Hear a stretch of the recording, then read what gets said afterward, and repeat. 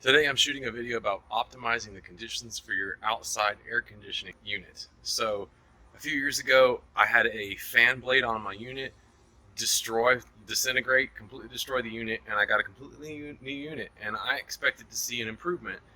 During the hottest parts of the day and summer, our unit ran continuously. I get a new unit, a buddy helps install it, cuts me a deal, and I expect an improvement. I don't see an improvement. I call him up. Hey, why am I seeing these issues? And he says, well, what's the temperature around the unit? Now, most people, when they walk around in Texas in general or wherever, aren't exactly running temperatures. I never thought to check. So I go out there, I shoot some temperatures, put out some probes, and in the heat of the day, I'm hitting 140, 150 in the sun. There's no air movement around the space where the unit is. Now, these are all builder homes. They're crammed together. The unit is in the same place as the original. The neighbor's unit is on the other side of a fence in an equally congested space. So, first thing I have to do is figure out how to get airflow. I'm about to turn this around and show you what I put in, as well as the fence next door that's still original and the way they were originally built. So, the 6-foot tall fence on the side is original, slats next to each other like you used to seeing. What's on the left is referred to as a shadow box fence. I will refer to it for my purposes as a ventilated fence. Now, when I put this in, the HOA had a hissy because it did it without a request, but it was within the specifications of height for a wooden fence in my neighborhood. In the end, I had to get approved for the additional 6 inches on the board. There was nothing else they could say because they don't specify the size of the pickets or the style of the fence. So, number one, airflow is going. Now, suddenly, I've got nearly close to ambient and my AC unit is running far less often. The house is cooler, I'm using less energy, but I also know that any additional efficiencies that I can improve, any other things that I can do to modify the environment is basically provide it with as cool air as possible. I've seen people in the neighborhood use umbrellas. That is not a good idea. That just traps air. This is my fence, and at the top you'll see 3.0. The first one was a soaker hose, literally just woven back and forth between the pickets. The second version was the soaker hose through this piping, which is thin wall irrigation piping, split so that it can be put across the top edge of the pickets and hold the irrigation soaker hose right at the top, dead over the center. And then 3.0 is where I came back and cut out all the loops and put these elbows in to shorten it, and it also makes it easier to replace sections of hose when they get crusty and stop flowing. Now, I had until recently a timer on this that would run during the highest parts of the day at a slow trickle, but my timer finally died. It was years old. The newest adjustment this year is previously the water would run to about here and then hit the fence, and then only the outside was getting wet. So I notched these to force any water that was running this downhill back to the picket. But this year I backed my heads out. I put a space on the picket, so now water actually will sheet down both sides of the picket, inside and out, the full length of the fence, and hydrate or soak the pickets in a shorter period of time. Now, this has not been wet since yesterday evening. It is around 10 o'clock, and I will just, for the purposes, that is the optical average of their fence, 85. That is the optical average of my fence, 83. Already cooler, just because the air is going through it. Maybe it's still damp from last night, but it doesn't feel damp. So, I'm about to go around to the back side and show you what's there before I even put water on the fence and start to demonstrate how much of a difference that extra does. So the other side of the fence is a very long, narrow corridor, and like right now, there's no breeze, there's no air movement through here. As if the wind happens to be going this direction, then you will get some, but because of these fences, you end up with these dead spots. My unit just came on. And on the other side of my fence, the unit is slammed into a corner. There's never enough room for the original manufacturer's specs for airspace. And the new pad, it's not even a new pad, it's on the original pad, same place. So let me show you that now. So what you're seeing there is something that was added on year 2, and that is a sunshade material left over from my garden. It's a scrap. It used to only go to the crossbar last year, but I felt like I was losing some effective cooling from the top sections of the pickets. This year I replaced it with a wider piece that goes all the way to the top. It is not a wind block, it only serves to help funnel the air down to the unit. This is something that I put on it right from the very start when I realized I was having problems, because optically the eave above this, before I put that on there, was always hotter than the surrounding area because it was literally blowing hot air up into my attic and just trapping it in this area. So my minor deflection shield, made out of heat moldable PVC that I purchased from Home Depot, is attached with very short screws and only to the top. It is only a minor deflection just to get it back into the open space and have a better chance of clearing this environment. There's an offset so that it also sucks air in from the back with a Venturi effect and seems to be very efficient. So, just some examples. I'm going to shoot some temperatures here, and this is before it's even sun on the air. I've been in shade all morning. This is the normal fence, average 86, 85, 86. This is the back side of my ventilated shadow box fence, 81. So, now, the green grass, 80. The bricks around on my house, 82. The side of the unit away from the fence, 88. The side where we have some mix between the two,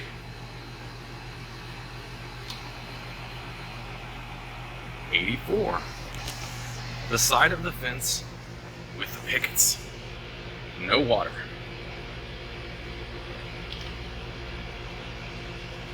81, 82.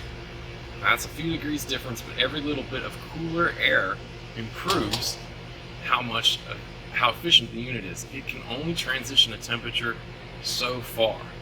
I have found neighborhood cats napping back here on a consistent basis during the summer because it is the coolest place in the neighborhood. So, what I'm going to do now is take a break, wait till the sun's up, and take some temperatures of this area in the sun with no water, and then demonstrate how much of a difference adding a little bit of water, not massive amounts, just enough to moisten the fence, not flood my yard, can do. Here we are, thermostat inside set at 75. Temperature on the ground just this side of the unit. Average temperature of 109, 110. The fence directly next to their AC unit, though it's not running right now, 99.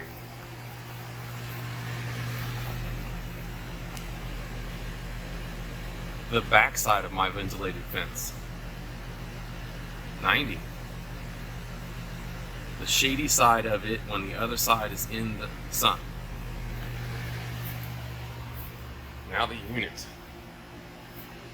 The side of the unit facing away from the fence. Let's get up close because this is about how the distance on all the shots are going to be. An average range of 97. 98.6. Let's do the side where we have a mix of the two. 91.7. Now, the side on the ventilated fence where we have air coming through.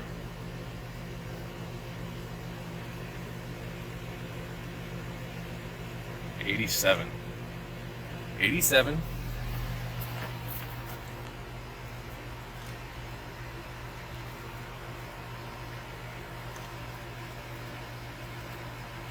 It's cooled down just a little bit because it's kicked on, I think, but yeah.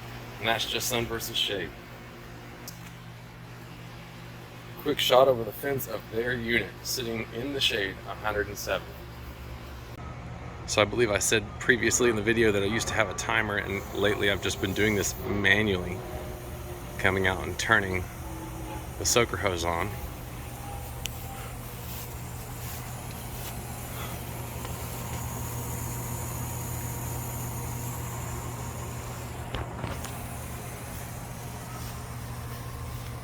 Now, Once it is wet for the day, it will sheet and re-wet itself more evenly. The first time of the day it tends to run down faster over the dry wood, but once the wood is damp, it recoats fairly well. Now ideally I would do this in stages where I'd pump some water onto it and let it sit and settle, and then put some more water on it. If I'm in a rush when I'm trying to get it primed for the day, I will just use the water hose reel that is very nearby.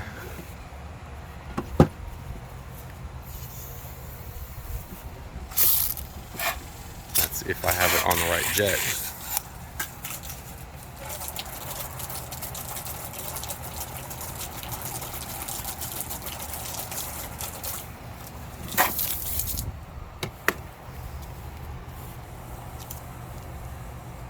And that's it. Water's off. That's all it takes. The other side may not be fully saturated because I'm running on a short minimum to demonstrate the efficiency with very little water. This does not run. It does not make a river down the side of the house. In fact, it just helps keep my foundation hydrated in this area. So, right off the bat, their fence, 85. My fence in the sun, now damp. I got a lot of glare. 75. Hard to see in my screen. And I'm gonna go around to the other side and shoot some differences there and wait about 10 minutes and then shoot the temperatures again after it's sort of settled into place. So this is the other side immediately after, long as it takes to walk through the house and out the back door. As you can see, some of the pickets didn't fully saturate yet because, like I said, I just started this for the day. But right off the bat, these average on these somewhat dampened are already down to 78. Now the unit's turned off because my AC is not struggling to do its job. But I will let this settle in and then demonstrate what it sort of is in between wetting sessions. We're at 88 on the average on the far side, and 81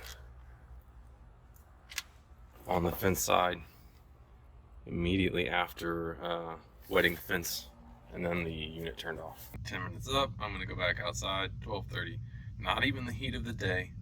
75 seating in the house. Weather says it's 93 outside. The projected high today is 99. Yesterday was 101 here where I live. Houston was 103.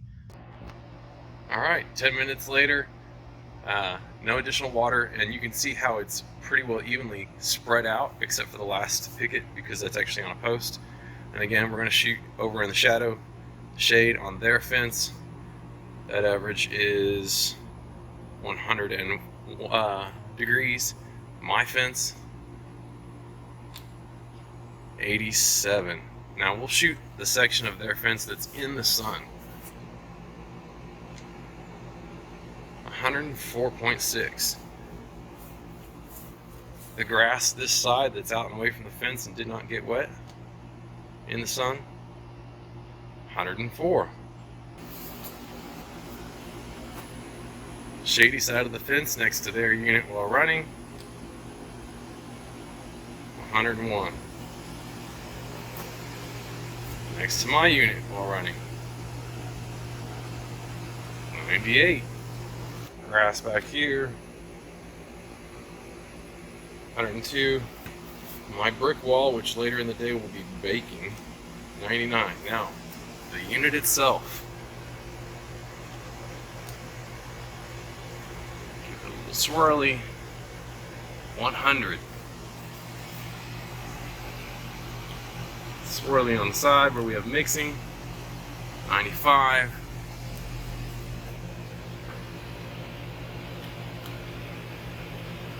The side by the fence, 89. That's a pretty significant difference, that my unit doesn't have to work extra hard because the air coming inside is cooler. I'm not restricting the airflow. All I'm doing is basic physics. A damp fence, a slight funnel that is not attached to the unit in any way. The posts come out and I take it down during winter. The shroud funnel, this thing, is always attached. I don't take that off. And we'll shoot some footage later in the day when we've hit our hottest parts of the day and everything here is in the shade, but yet it's still roasting and baking the air going into our units. Alright, roughly 45 minutes since the last time the fence was soaked briefly, and we are now past the projected high on both units. Actually, I don't think it's on right now. Mine unit's been running for a while. My fence, first this time. Average temperature of 87. Their fence, average temperature of 104. Now, the fence in the shade, average 103.9. In the sun, 118. Next to the unit, 99. In the sun next to the unit, 115. This lovely roasted brick, 102, just about. This side of the unit, 105, 103, 104.6. Mixed side of the unit, 95. On the side with the funnel,